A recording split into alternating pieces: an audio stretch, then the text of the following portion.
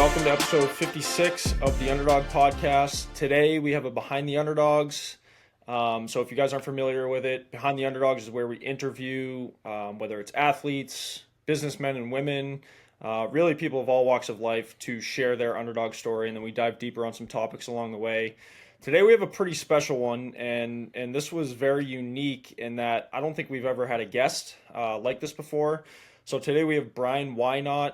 And he's got an autoimmune disease he's had ever since he was a kid. He's been dealing with this. He's now 27. There's a lot of ups and downs, trials and tribulations along the way that he was kind enough to share with us. And we talked more about kind of how he's battled that and how he's gotten over it through, hope and ultimately fitness, transforming his life. And obviously there's a couple stories along the way that changed his perspective to really help him get through the tough times. So, Dylan, any first words that you have from this interview? Yeah, I thought it was unique in a couple aspects. And, one, typically what we see with the Behind the Underdogs episodes is an athlete that's gone through trials and tribulations, more specifically to their sport, whether it's, overcoming injuries. I think Mav's a great example of that. Maverick Rizzi, one of our previous guests. If you haven't listened to that one, be sure to check it out, where, the athlete's going through some sort of setback through an injury, or, they get cut from a team and they're dealing with the adversity in that sense. And, this is different from, this is a life trial or tribulation, something that is not just directly related to, an athlete's sport. This is something that affects him, in his everyday life. And, you really have to step back and look at it from a big picture. And I think he provided us with a ton of insight and a ton of lessons, that can be applied to anything from what he's been through. He shares the one story about the little boy that he met when he was diagnosed and was in the hospital, that really changed his perspective. And I think that can be applied to anyone's story, really. So I think there's a lot to take away from this episode. And, Bryan was, like you said, we were fortunate enough to have him on, and he was kind enough to dive in and really explore what he's been through, what he went through, what it was like, from his perspective, and how he got to where he is today. Yep, absolutely. So listen to this interview. Hopefully you guys can take some value away from it. I'm sure you will. My biggest takeaway is that there's always someone who has it harder than you, whether it's a more difficult upbringing or more challenging adversities in their journey of life, ultimately. So hopefully you guys can take something away. And if you do, all we ask is that you share this with a friend who you think might be able to take something away from it. So we won't talk anymore. We'll get right to the interview. Without further ado, Bryan Whynot. I am a NASM certified personal trainer. I manage a gym as of right now, and kind of just working on myself of becoming a trainer and working on developing myself in the fitness industry. When I was 8 years old, I was diagnosed with ulcerative colitis, which is an autoimmune disease of the gut and colon. And then later on, which is a kind of a lot of people who are diagnosed with Crohn's, ulcerative colitis, any kind of inflammatory bowel disease usually develops arthritis as well. So around the age of 16, I got diagnosed with rheumatoid arthritis as well. And I've been kind of riding around with both for 19 years now. I just turned 27.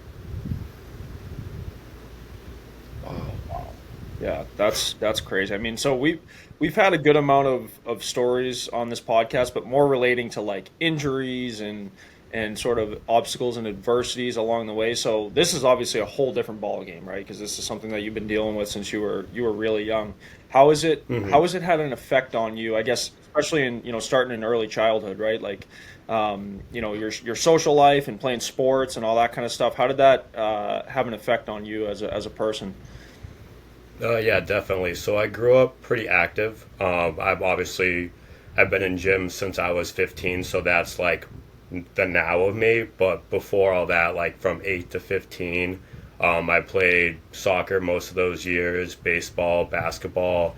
I've been a snowboarder for over 20 years. Lacrosse was also a big sport for me. So I always grew up playing team sports. With UC, you either lose a ton of weight or you can gain a lot of weight because especially around puberty, I was on prednisone, which is a steroid. So I was, from what I can remember of my size, I was like 5'10", almost 250 in middle school. And then when I graduated college, I was 6'1", 117. So there's a whole roller coaster of weight fluctuation in between that.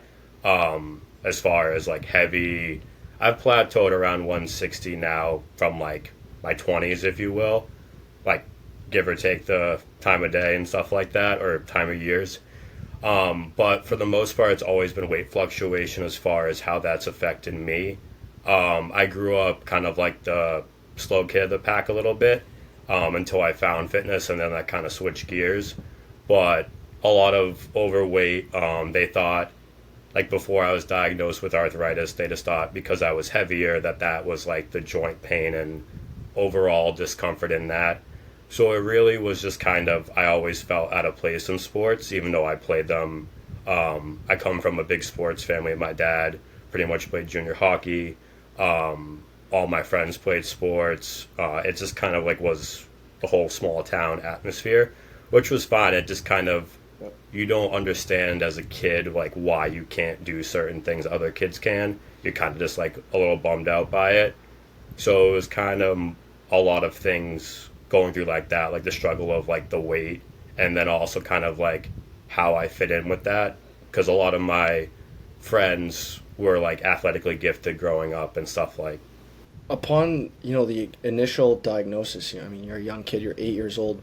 What was your original or initial reaction to that? Like, how did that affect you being so young? Did you think, okay, this is something that I'm just going to have to deal with, or did you realize how serious it was at the time? Like, how did that play out at such a young age?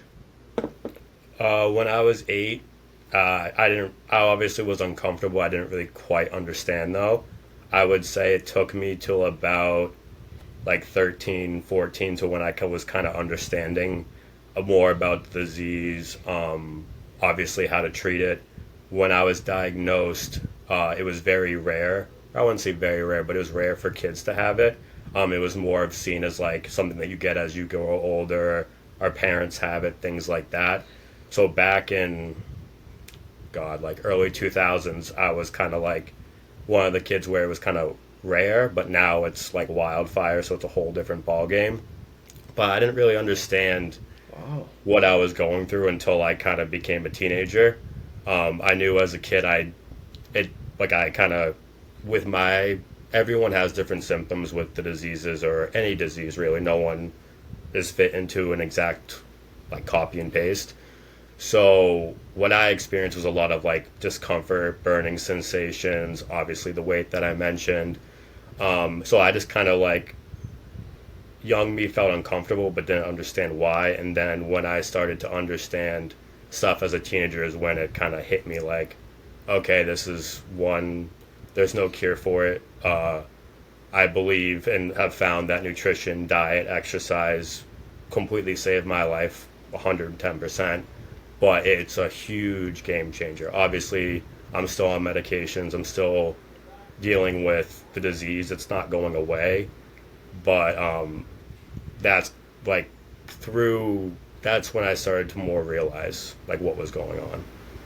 Yeah. And so when you talk about that, so obviously you said when you were an early teenager in those sorts of years, you started to understand the disease a little bit more, and sort of not necessarily your limitations, but sort of understanding, okay, this is what my body's been doing over the past, 10 years or whatever it is. So obviously you came across fitness. Obviously you were active your whole childhood and everything like that. And most people, everybody needs an outlet, right? To relieve stress.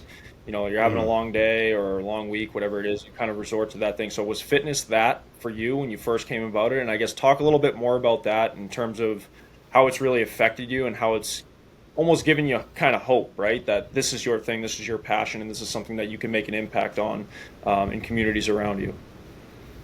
Oh, definitely. So this is kind of a heavy hitting story a little bit as far as my delve into fitness, but I think it's a very valuable story and one that really shaped who I am and shaped why I believe in what I do. So I grew up the way I did and was just always the overweight kid. I never felt comfortable in that.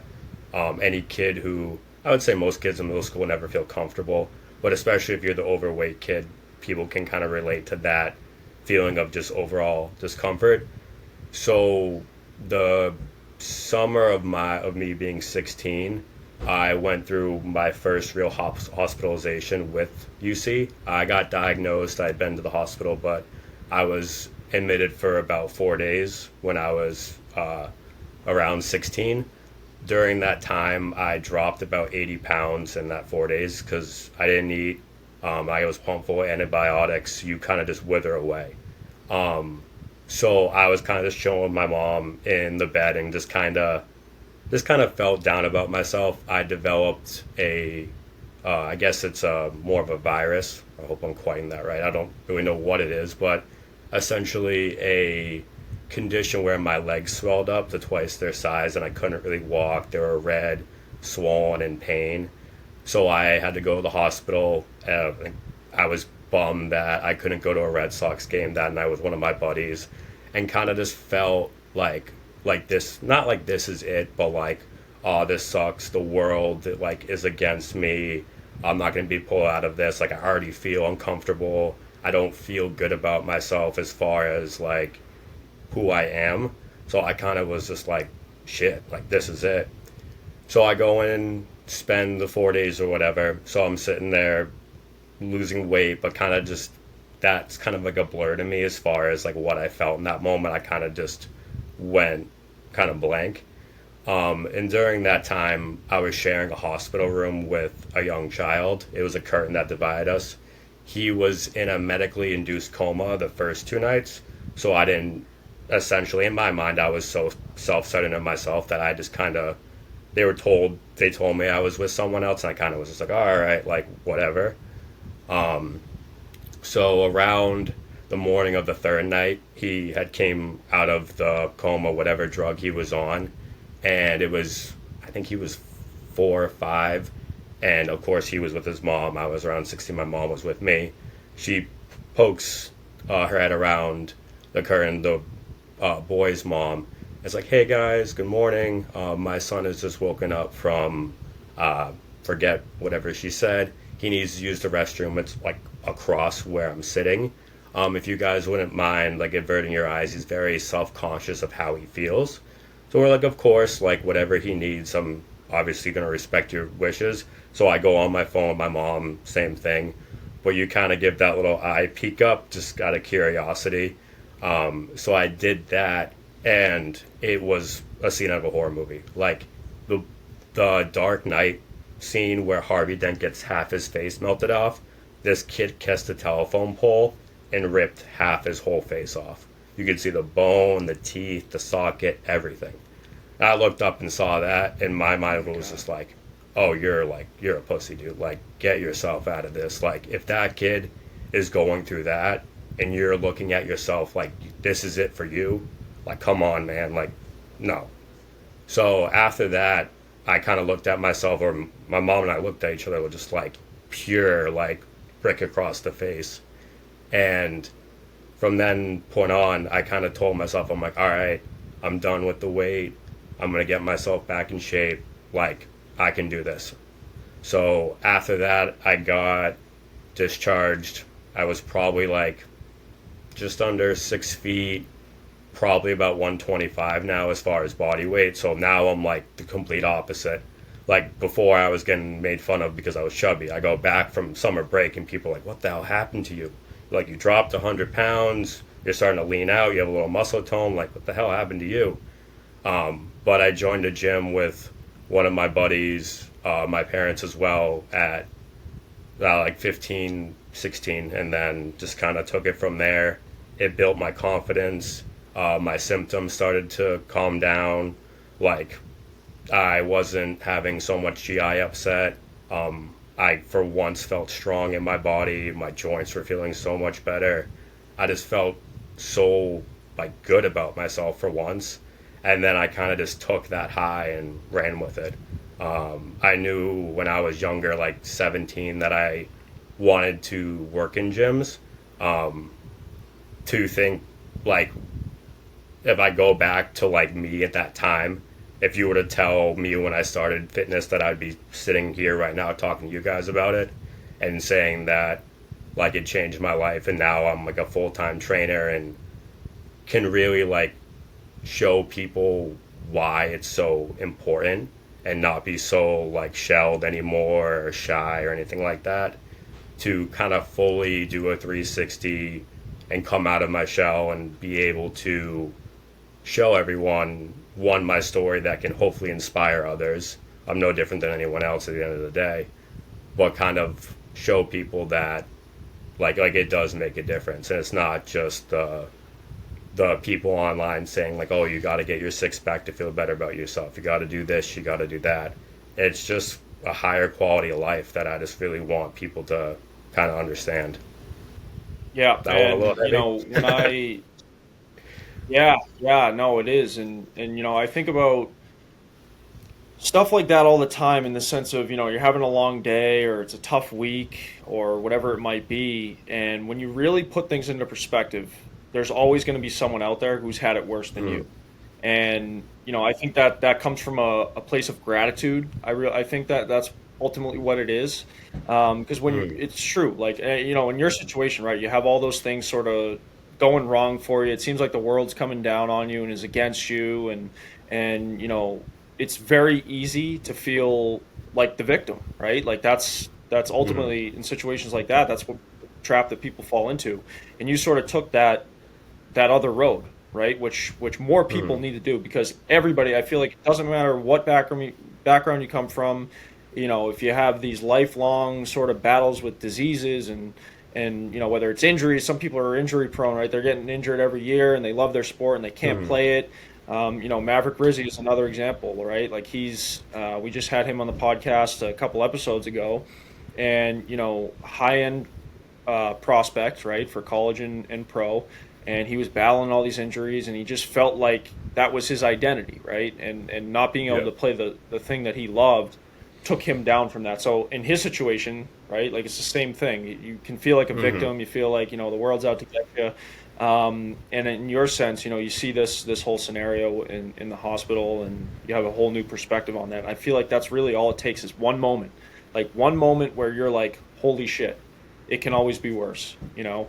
And I guess you know, we always talk about mental hurdles and more so than physical struggles too. But before you got into fitness, before you kind of had that as your outlet, where was your headspace at, and kind of what were you doing to combat the issues that you had at hand, right? Like obviously you had sports and everything like that. Were you more just like kind of pushing it down and trying to cover up your emotions that you had, or what were you trying to do? Because we try and get the most out of you guys because there's definitely people out there that might listen to this that are going through a similar thing, right? oh, 100%.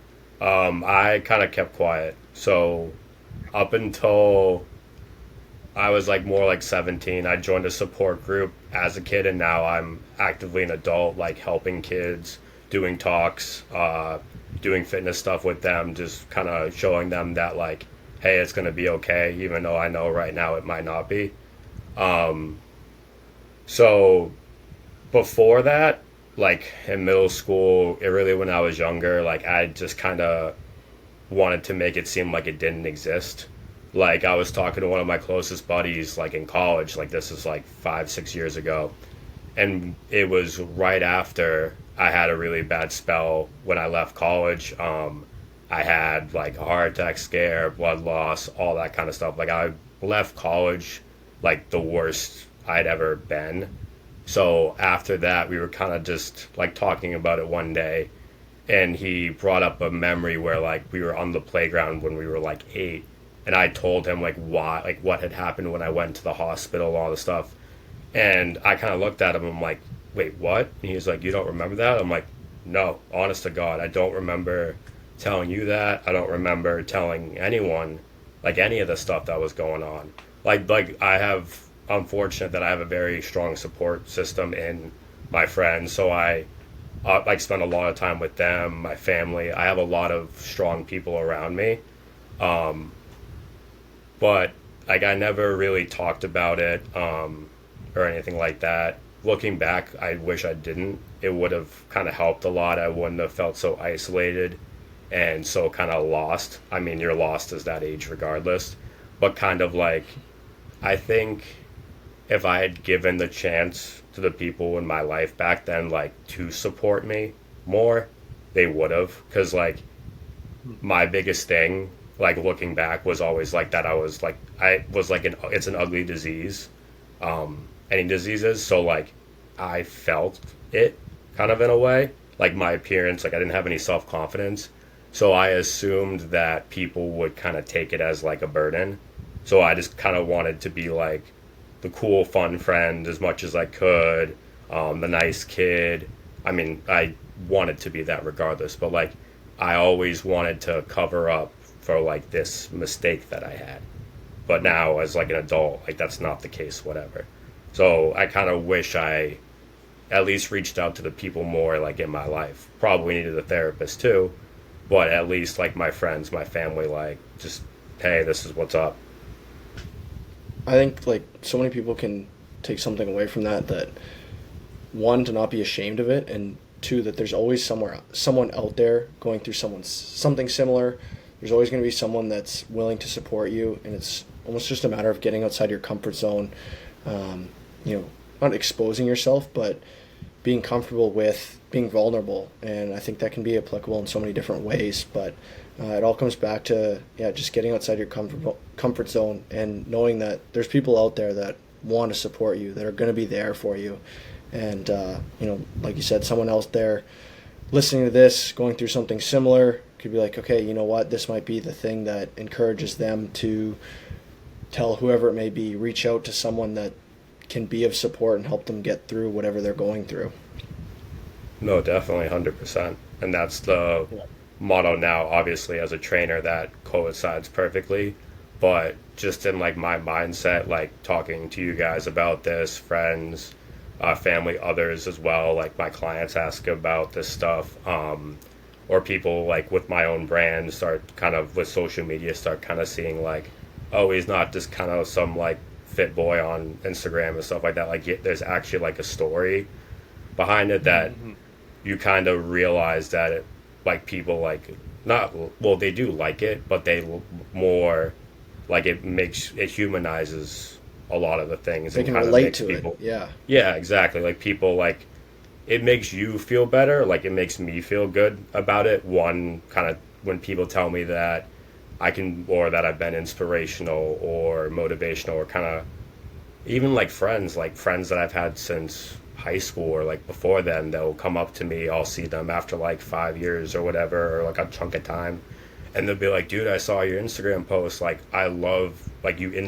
inspire me, like the way that you get in shape. You've transformed your body from like hundreds of pounds of weight losses 4 or 5 different times. Like it's inspiring. And I'm just like, dude, we sat next to each other in math class. Like how the hell can I like inspire you? Like, but you kind of realize you're like, oh, like even the people that have you think seen you at your lowest, like they don't think about that stuff. They really don't. Yep. Yeah, and I think so. Like the other side of it too is a lot of people have this misconstrued perception of what's difficult and what's challenging because they haven't faced real challenges like what you've been going through your whole life, right? And you know, I guess you're kind of the perfect person to ask about something like this, but when, you know, a lot of people, they have a bad day, they can't really see out of the storm, right? They can't see the green grass on the other side, that there's going to be better days, that the, you know, the bad days will come to an end, but the good days also come to an end. So for someone like you, right, that's been battling this your whole life, you know, when you have a bad day and you're not feeling great, or a bad week even, or it might even be longer than that, I guess what keeps you hopeful in a situation like that, that it's going to get better, I'm going to get through this, and, you know, there's greener grass on the other side? Yeah, definitely. And just like everyone else, even with the mindset I have, I still get in my down days and all things like that. Like they don't go away. So no matter, or they might, I don't know, but no matter, I think how much you like try at that, you're still going to have your ups and your downs, and think like you're going to have your downs. There's no beating that fully. But for me, it's really just kind of reminding myself of those times. Like, for instance, like a lot of the times, like I don't know if there's a really day that goes by where I don't think about that little boy, like honestly, and just kind of like that kind of checks me, or the fact that when I go in to do my infusions every 2 months, uh, I look completely fine, and then that like who I am walking into a cancer center. Like I kind of like I remind myself of kind of like the things that I do, and it kind of like I shouldn't be able in a reality to like go to a cancer center, need 3 hour infusions, and then go work out for 4 or 5 hours, be pretty ripped up, model for Adidas, drive around a Beamer. Like I shouldn't have to like that kind of stuff. Like that, I'm still able to do all that and still have kind of seen and people that I've gotten close with that have similar stuff to me, and I know that what they're going through to even some capacity.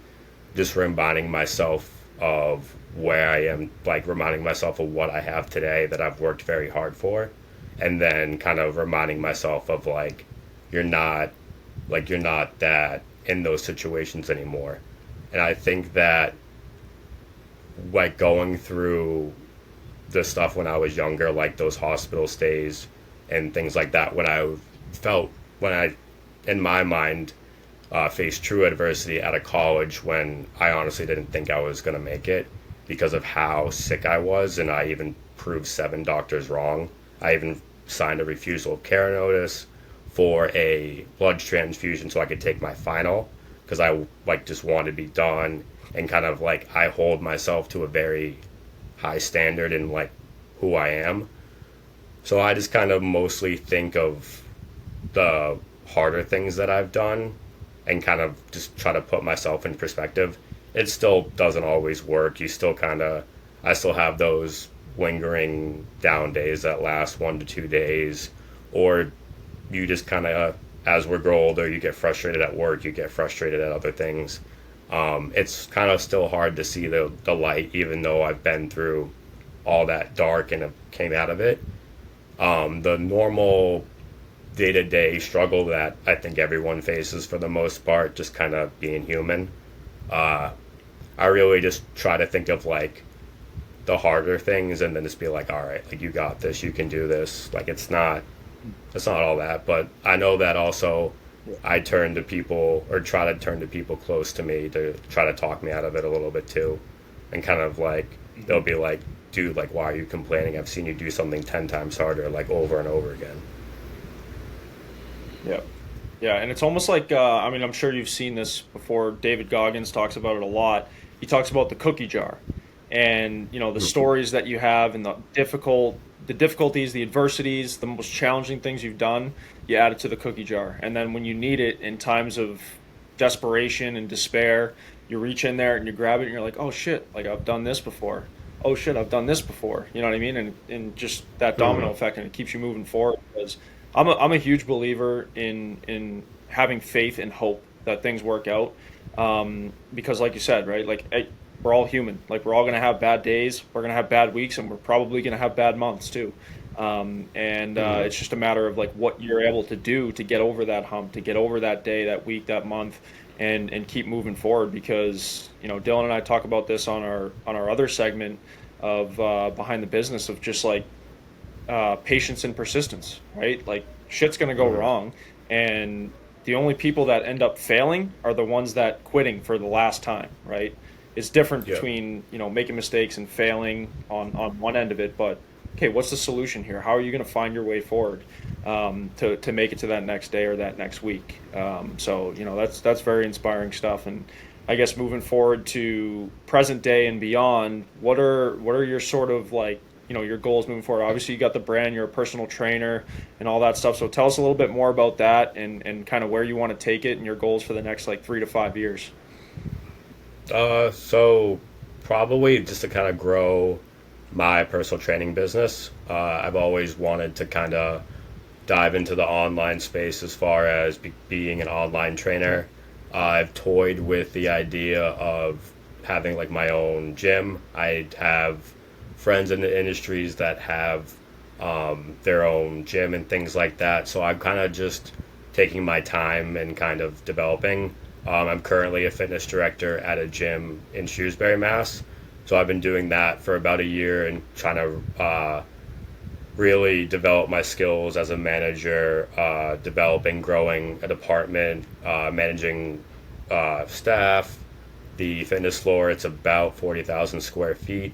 So kind of making sure that that's all good, and taking all I can from that as of right now to learn and grow. Obviously, that one as like my job, but two, to kind of also develop myself as a fitness professional, whether I want to stay in the area. I went off to University of New Hampshire for college, so I haven't traveled a whole lot in my life. So I'm kind of picking, I know that some of the online routes with my brand, and then also using my brand for like clothing, but also online platforms for training. I have my degree in nutrition, so kind of more what exactly my avenues are there, as far as becoming more of a full-time trainer. Some of my hours at my job are consistent from marketing, so I'm not full-time training at the moment or full-time fitness. So just kind of getting more security in that, developing more people. I've worked with hundreds of clients so far over this year, so I'm just kind of keep growing that and seeing new opportunities like this. For example, I have a health fair coming up that I'm speaking at in a bank in Worcester, and kind of doing more things like that to kind of get my name out there, talk to people, meet people, and just kind of see what I can do. That's awesome. Because I mean, like so many people talk about it, but actually, you know who talks about it a lot is Mark Cuban. He talks about that one opportunity that might come about, and that might be the one, right? Like going one more, taking one more meeting, one more opportunity, and it seems like that's the approach that you have too, because you have the opportunity in your hands to actually change people's lives, right? That are going through the same thing. So say you're speaking at one of these things, and there's someone who's listening that's down in the dumps and they're not doing so great, and they hear what you have to say in your story. Like you could change that person's life in an instant. Almost like what that little kid did to you. I think it's very similar, in something like that. So that's good stuff. And then in terms of like the online stuff, being able to travel, there's no better way to do it than having an online business, Yeah, right? You can go wherever the hell 100%. you want to go. Yeah, yeah, that's good stuff. Dylan, you got any other questions that you want to ask him? Yeah, one last. I mean, obviously with your background in nutrition too, and any gut disease or disorder, nutrition becomes ever more important. So how has your personal nutrition had to alter or change or be more conscious of with managing what you have going on a day-to-day basis?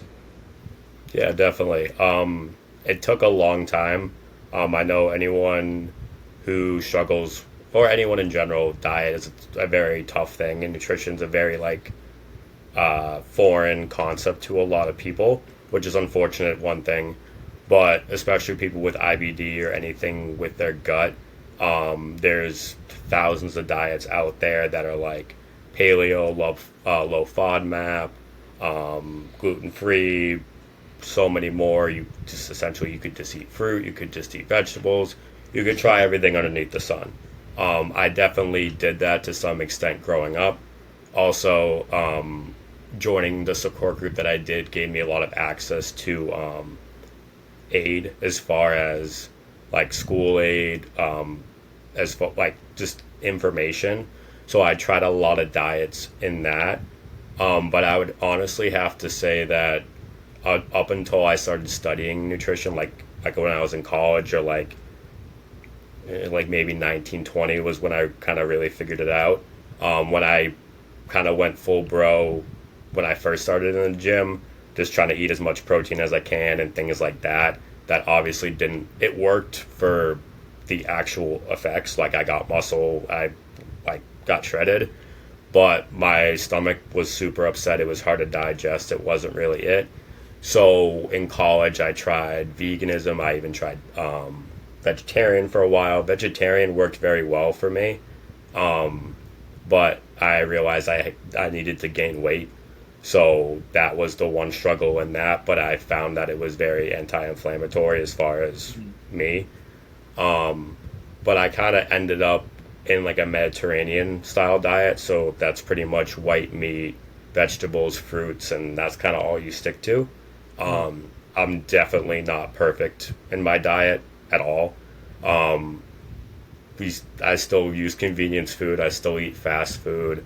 I'm flying down to Florida this coming week, so I'm sure there's going to be some unhealthy things there and stuff. So like, it's really for me.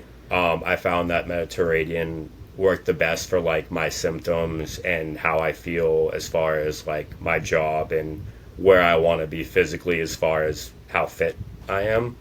But other than that, is really just trying to balance everything. In college, of course, there's the alcohol is a more of a prevalent thing. So obviously, that's not something that's on my side.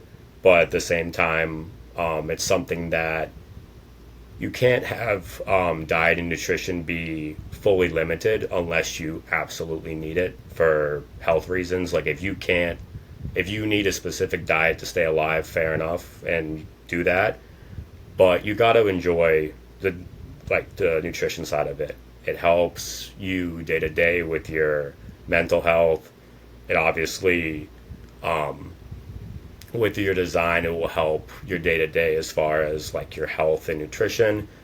But like I've always found that the balance is always the best as far as like when I go out to eat, when I splurge and or I'll go for convenience and get McDonald's or something like that.